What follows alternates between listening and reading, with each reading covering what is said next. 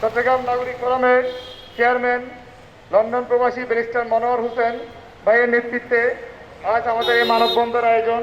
চট্টগ্রামবাসীর বেগবান করার জন্য আমাদের এই মহতী উদ্যোগ।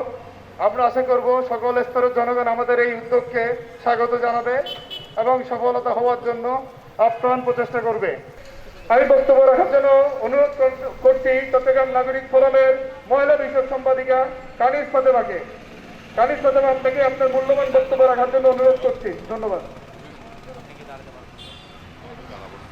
আমি আজকে আমাদের নাগরিক ফোরামের সম্মানিত চেয়ারম্যান ব্যারিস্টার মনোয়ার হোসেনের যে 13 দফা দাবি উনি লন্ডনে বসে পাঠিয়েছেন, সেটি যথাযথপূর্ণ সফল করার জন্য সকলকে বিনীত অনুরোধ জানাচ্ছি। এই দেশের মহাসংকটে করোনা নিয়ে কিভাবে তা পরিত্রাণ পাওয়া যাবে সেজন্য বক্তব্য রাখার অনুরোধ জানাচ্ছি সাংগঠনিক সম্পাদক ন্যাপ কেন্দ্রীয় কমিটি চট্টগ্রাম বিভাগ মিন্টু দাশগুপ্তকে। ধন্যবাদ। চট্টগ্রাম সহ সারা বাংলাদেশে জনমানুষের স্বাস্থ্যসেবার অপ্রতুলতা এবং নানা অনিয়মের প্রতিবাদে চট্টগ্রাম নাগরিক ফোরাম কর্তৃক আয়োজিত আজকের এই মানববন্ধনে আমি আমার দল নেশাবাড়ি ন্যাপ কেন্দ্রীয় কমিটি এবং ন্যাপের পক্ষ থেকে একাত্মতা প্রকাশ করছি। সাথে সাথে বলতে চাই, আপনারা সকলেই জানেন গত 25শে মার্চ বাংলাদেশ সরকার বাংলাদেশে লকডাউন ঘোষণা করেছেন। এরপর থেকেই বাংলাদেশের মানুষ যে আশা ভরসা নিয়ে বাংলাদেশের সরকারের উপর স্বাস্থ্য সেবার উপরে যে আশা নিয়েছিল, যে আশা করেছিল, তারা তার থেকে বঞ্চিত হয়েছে। এখন আমি এই মুহূর্তে বক্তব্য রাখার জন্য অনুরোধ করছি চট্টগ্রাম জাতীয় পার্টির কেন্দ্রীয় কমিটির জয়েন্ট সেক্রেটারি এবং 14 দলের সমন্বয়ক জনাব আজাদ দোবাস ভাইকে। বন্ধুগণ, আপনারা জানেন এই চট্টগ্রাম থেকে বছরে বাজেটের 70% টাকা রাজস্ব চট্টগ্রাম থেকে আদায় হয়। অথচ দেখুন এই চট্টগ্রাম আজকে অবহেলিত। বাজেটের যদি 70% টাকা চট্টগ্রাম থেকে রাজস্ব আদায় হয়, কিন্তু আজকে চট্টগ্রামে চিকিৎসার অভাবে মানুষ এই হাসপাতাল থেকে ওই হাসপাতাল, ওই হাসপাতাল থেকে এই হাসপাতাল ঘুরতে ঘুরতে অ্যাম্বুলেন্সে মধ্যে মারা যাচ্ছে। তার জন্য দায় কে? তার জন্য দায় আমরা, তার জন্য দায় আমরা যারা রাজনীতি করি। আমরা সঠিক তথ্য মাননীয় প্রধানমন্ত্রীর কান পর্যন্ত পৌঁছতে দিই না। আমরা শুধু নিজেদের আকার গোছানোর জন্য নিজেরা ব্যস্ত থাকি। কিভাবে তেল মারা যায়, কাবা ঘি মারা যায়, ডালদা ঘি মারা যায়। আসুন, আমি সবাইকে বলবো, আমরা ঘি না মেরে আমরা মাননীয় প্রধানমন্ত্রীর কাছে সঠিক তথ্য তুলে ধরি। গতকালকে আমাদের চট্টগ্রাম মেয়র সাহেবের হুঙ্কার পছন্দ করেছি, ভালোবেসেছি চট্টগ্রামের মেয়রকে।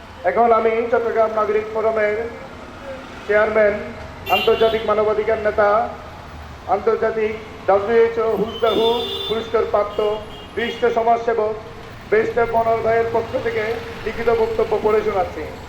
আসসালামু আলাইকুম।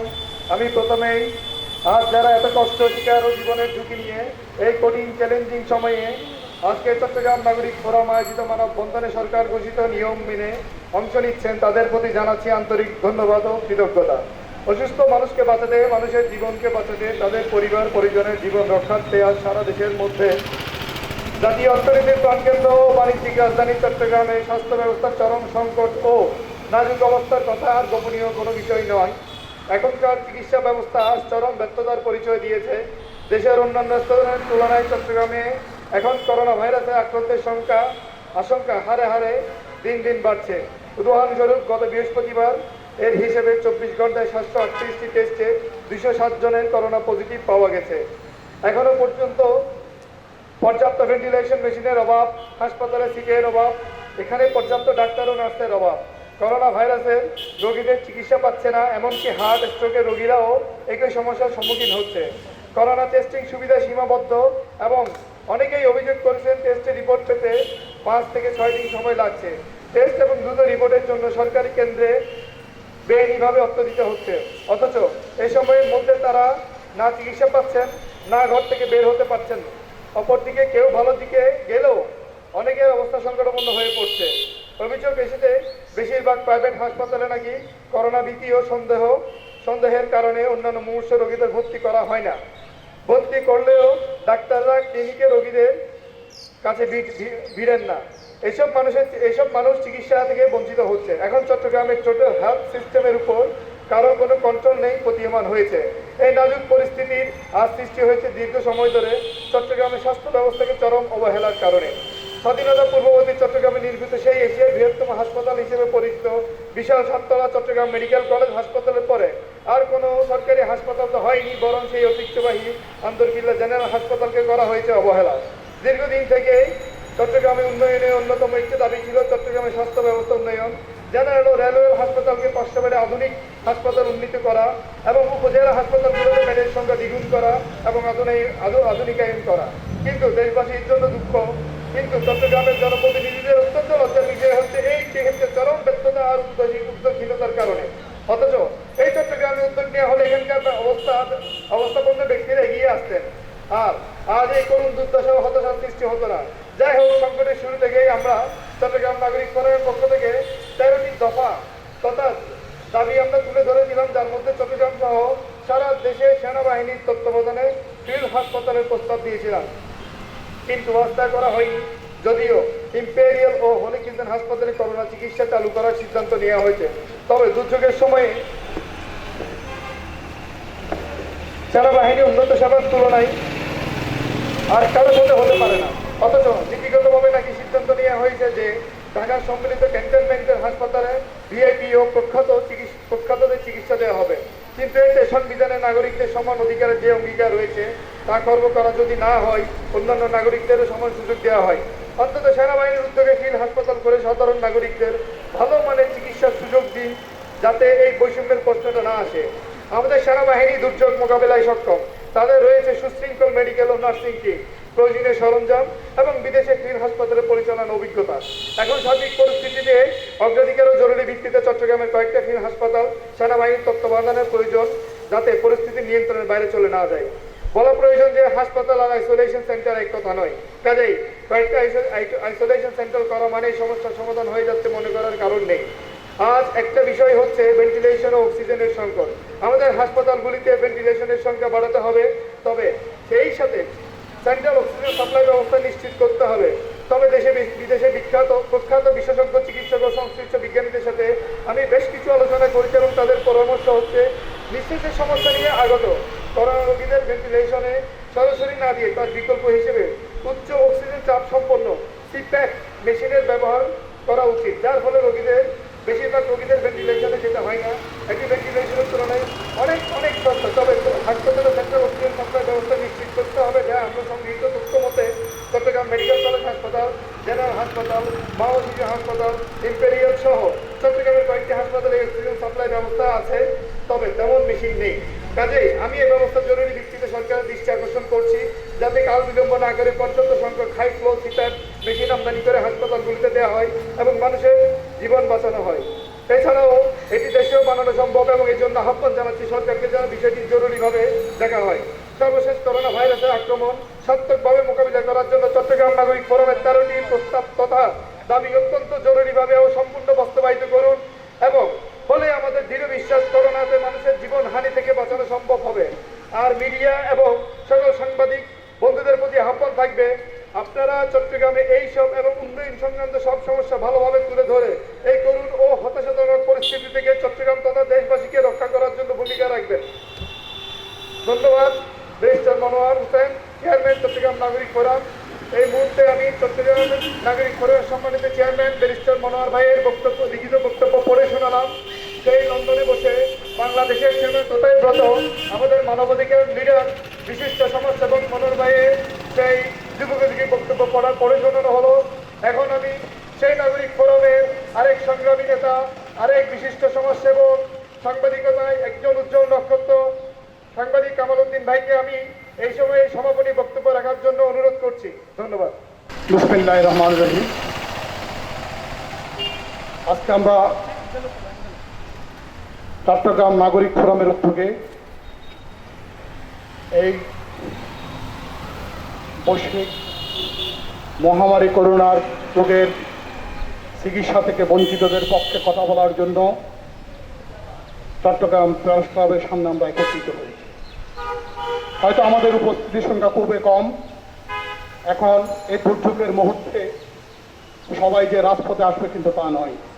যারা এসেছেন, যারা বাইরে থেকে সমর্থন দিয়েছেন, যারা এই অনুষ্ঠান করার জন্য, এই প্রোগ্রাম করার জন্য, কর্মসূচি পালনের জন্য উৎসাহিত করেছেন, আমি তাদেরকে আন্তরিকভাবে অভিনন্দন জানাচ্ছি। আমাদের প্রান্তীয় চেয়ারম্যান ব্যারিস্টার মনোয়ার হোসেন, তিনি এই করোনা রোগের আবির্ভাবের পর থেকে চট্টগ্রামের পক্ষে কথা বলার জন্য তিনি বিভিন্নভাবে চেষ্টা করেছেন। বিশেষ করে সংবাদপত্রের মাধ্যমে দেশ এবং জাতিকে তিনি বারবার তাগিদ দিয়েছেন। বন্ধুগণ, আপনারা জানেন স্বাধীনতার পর হতে চট্টগ্রাম বিভিন্নভাবে অবহেলার শিকার হয়েছে।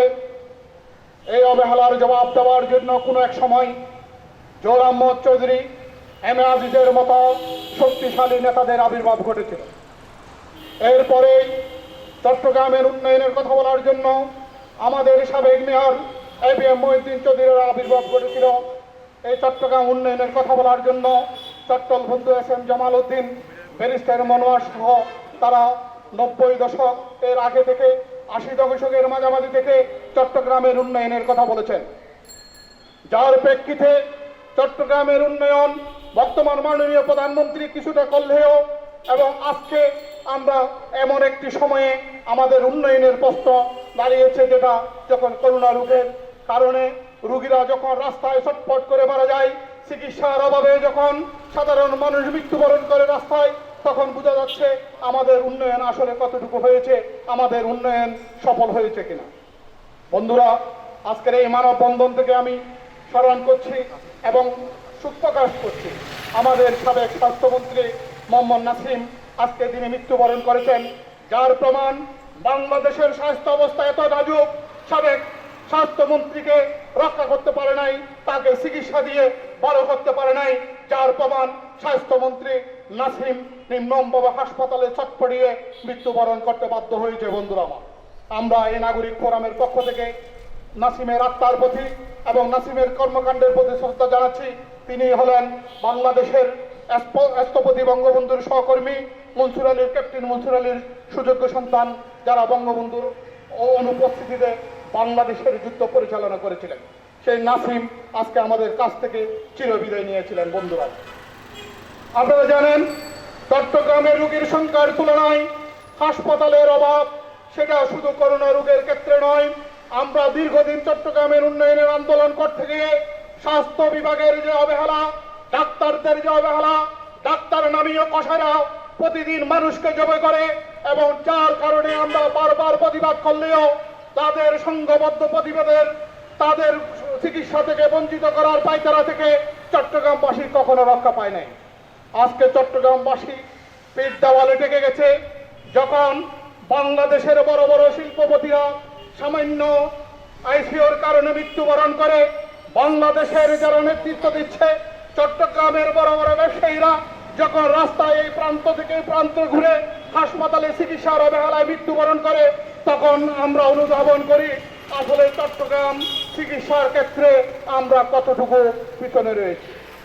চট্টগ্রামে বিভিন্ন দালান করার জন্য, রাস্তাঘাট করার জন্য, ফ্লাইওভার করার জন্য মাননীয় প্রধানমন্ত্রী পর্যাপ্ত পরিমাণ বাজেট দিয়েছে।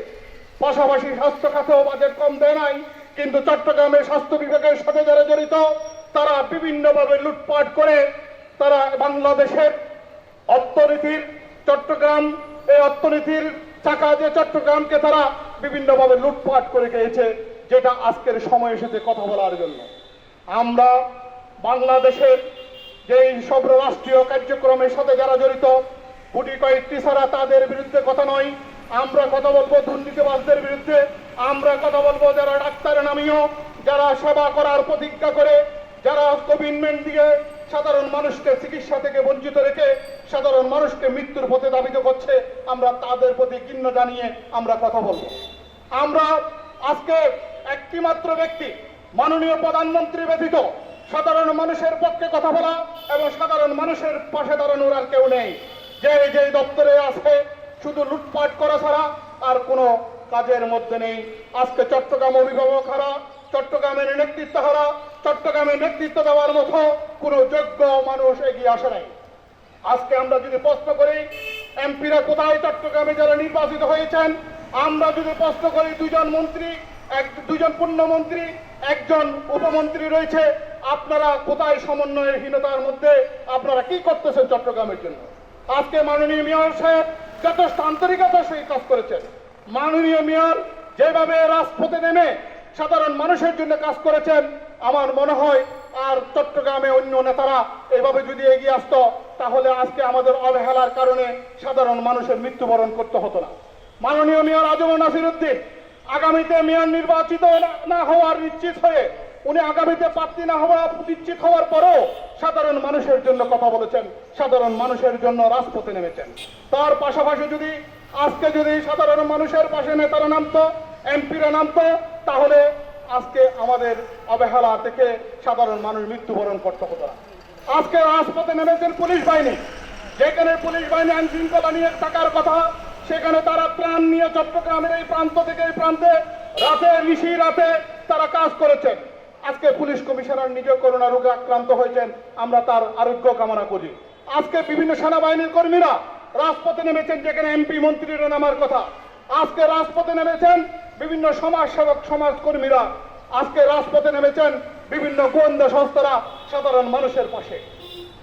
কিন্তু আমাদের সাধারণ মানুষ থেকে দূরে সরে গেছেন, যারা বছরকে বছর লক্ষ লক্ষ টাকা ডাক্তারি সনদের মাধ্যমে যারা কাজ করেছেন, ডাক্তারি সনদ নিয়ে মানুষকে জমা করেছেন। এই ডাক্তার ভরা এলাকায় অনেক ডাক্তার হয়তো শুনতেছেন, যাদের সাধারণ মানুষের রক্তের টাকা দিয়ে এই দেশে যারা ডাক্তার হয়েছেন, একটি ডাক্তার হওয়ার ক্ষেত্রে সাধারণ মানুষের 95 টাকার প্রয়োজন হয়। ওই ডাক্তারের পকেট থেকে যে মাত্র 5 টাকা সাধারণ মানুষের 95 টাকা দিয়ে যারা ডাক্তার হয়েছেন, তারা কিন্তু আজকে সাধারণ মানুষের মৃত্যুর আহাজারি শোনার জন্য তারা কিন্তু উৎপেতে আছেন, চিকিৎসা থেকে তারা দূরে থেকে। আজকে আপনাদের কাছে যদি আমরা যদি প্রশ্ন করতে চাই, করোনা রোগে যদি সমস্ত মানুষ মারা যায় তাহলে সারা পৃথিবীতে 70 লক্ষ মানুষ। বন্ধুগণ, আমাদের আজানের কারণে বিরতি দিয়েছিলাম, আমরা অল্প কথা বলে শেষ করব। আমি আজকে চট্টগ্রামের অনেক সংকটের কথা বিভিন্নভাবে প্রকাশিত হলেও ডাক্তার বন্ধুরা, সব ডাক্তার না, কিছু কিছু ডাক্তাররা চোখ বন্ধ করে সেটা সহ্য করে যাচ্ছে, অনুধাবন করে যাচ্ছে। বন্ধুরা আমার, আজকে যদি সারা বাংলাদেশ তথা পৃথিবীর যদি করোনা রোগে যদি মৃত্যু অনিবার্য হতো, তাহলে সারা পৃথিবীতে 70 লক্ষ মানুষ আক্রান্ত হয়েছে, একজনও কিন্তু বাঁচত না। তাহলে 4 লক্ষের মতো পৃথিবীতে মানুষ মৃত্যুবরণ করছে, বাকি মানুষ তো সুস্থ হয়ে ঘরে ফিরেছে। তাহলে এই করোনা রোগী থেকে মানুষ রক্ষা পাবে এবং সুস্থ হবে সেটা নিশ্চয়তা রয়েছে, যদি ডাক্তাররা যদি আন্তরিকভাবে একটু সময় দিয়ে যদি তাদেরকে চিকিৎসা সেবা দেওয়া হয়। আজকে আমরা চট্টগ্রাম থেকে কথা বলতে চাই, যেহেতু চট্টগ্রাম বিশ্ববিদ্যালয়ের বড় ধরনের একটি ল্যাবরেটরি রয়েছে, যে ল্যাবরেটরির মাধ্যমে 10টি হাসপাতালের সমান পরীক্ষা করা যাবে। আমরা আজকে দাবি জানাচ্ছি চট্টগ্রাম নাগরিক ফোরামের 13 দফার পাশাপাশি চট্টগ্রাম বিশ্ববিদ্যালয়ের হলগুলোকে আইসোলেশনের আওতায় এনে যদি চট্টগ্রাম বিশ্ববিদ্যালয়ের ল্যাবকে যদি পরীক্ষা নিরীক্ষার জন্য দেওয়া হয়, তাহলে উত্তর চট্টগ্রাম তথা খাগড়াছড়ি রাঙ্গামাটি থেকে যেসব রোগীরা চট্টগ্রাম আসবে তারা চট্টগ্রাম বিশ্ববিদ্যালয় থেকে চিকিৎসা নিয়ে তারা সুস্থ হয়ে ঘরে ফিরতে পারবে। আমরা উত্তর চট্টগ্রামের পাশাপাশি যদি দক্ষিণ চট্টগ্রামের কথা বলি, আপনারা জানেন সন্দ্রেশে বিজিজি ট্রাস্ট নামে বিশাল বড় একটি হাসপাতাল রয়েছে, ইঞ্জিনিয়ার আফসার উদ্দিন সাহেবের। ওই হাসপাতালে যদি পরীক্ষা নিরীক্ষার পাশাপাশি করোনা রোগীর চিকিৎসার জন্য বড় ধরনের যদি ব্যবস্থা করা হয়, তাহলে কক্সবাজারের একটি অংশ, বান্দরবনের অংশ, দক্ষিণ চট্টগ্রামের পটিয়া, চন্দনাইশ এবং লোহাগাড়া, সাতকানিয়া, আনোয়ারার সাধারণ মানুষ আর শহরে আসতে হবে না, যেহেতু ডাক্তারের চিকিৎসার জন্য মৃত্যুবরণ করতে হবে না, তারা কিন্তু ওখানে চিকিৎসা নিতে পারবে। আজকে যেই সব চট্টগ্রামে পরিত্যক্ত হাসপাতাল রয়েছে, নামে মাত্র করোনা রোগীর চিকিৎসার জন্য চালু করলে হবে না, বাস্তবায়নের জন্য উদ্যোগ নিতে হবে। যেই সব বেসরকারি হাসপাতালকে মহামান্য রাষ্ট্রপতির অর্ডিনেন্স মোতাবেক অধ্যাদেশের মাধ্যমে যেই সব হাসপাতালকে নিয়ন্ত্রণ নিয়েছে, তা অবিলম্বে এই হাসপাতালগুলো চালু করতে হবে। আমরা চাই একটি মানুষের যেন অবহেলার কারণে, চিকিৎসা না পাওয়ার কারণে যেন মৃত্যু না হয়।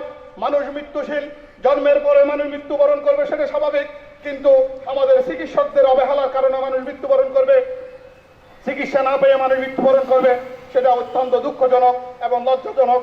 আমাদের জাতীয় সংসদ তথা সংবিধানের যে অধিকার রয়েছে, মানুষের চিকিৎসার মাধ্যমে মানুষ জীবন যাপন করবে, চিকিৎসা পেয়ে মানুষ মৃত্যুবরণ থেকে রক্ষা পাবে, সেই অধিকার আজকে আমরা বিভিন্নভাবে লুণ্ঠিত হচ্ছে এবং সেই অধিকার আজকে চট্টগ্রামবাসী বিশেষ করে বঞ্চিত হচ্ছে।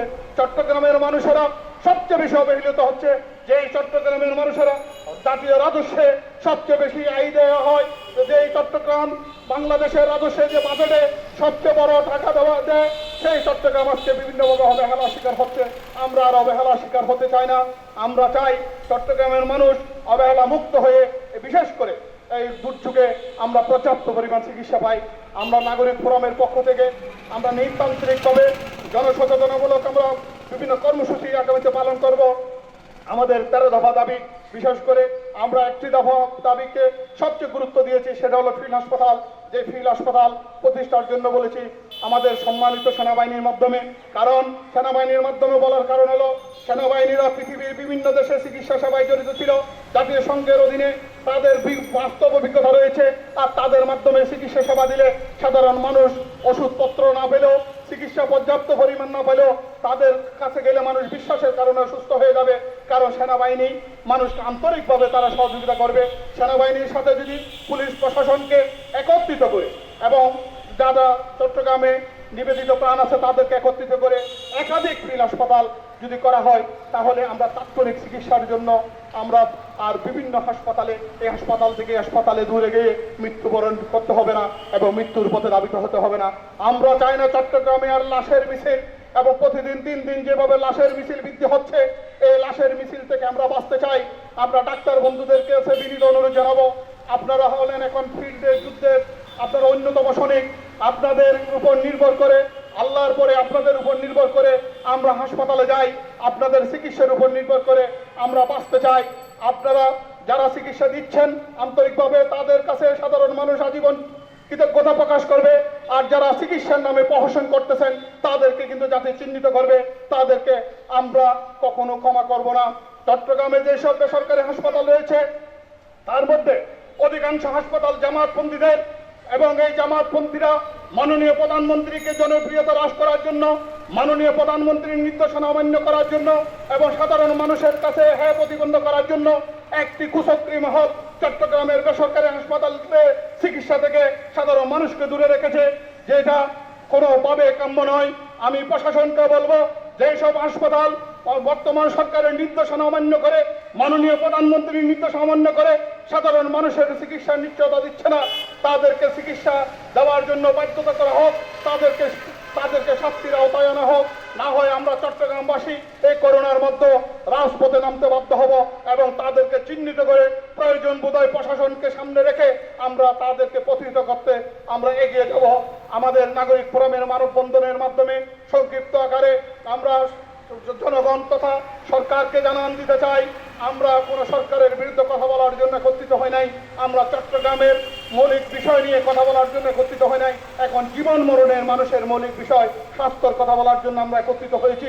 আমরা চট্টগ্রামের বড় বড় দালান কোঠা করার জন্য দাবি নিয়ে আসি নাই, আমরা বড় বড় টেন্ডারবাজি করার জন্য দাবি নিয়ে আসি নাই, আমরা কোনো রাজনৈতিক নেতাকে মন্ত্রী করার জন্য দাবি নিয়ে আসি নাই, কাউকে মেয়র করার জন্য আমরা দাবি নিয়ে আসি নাই।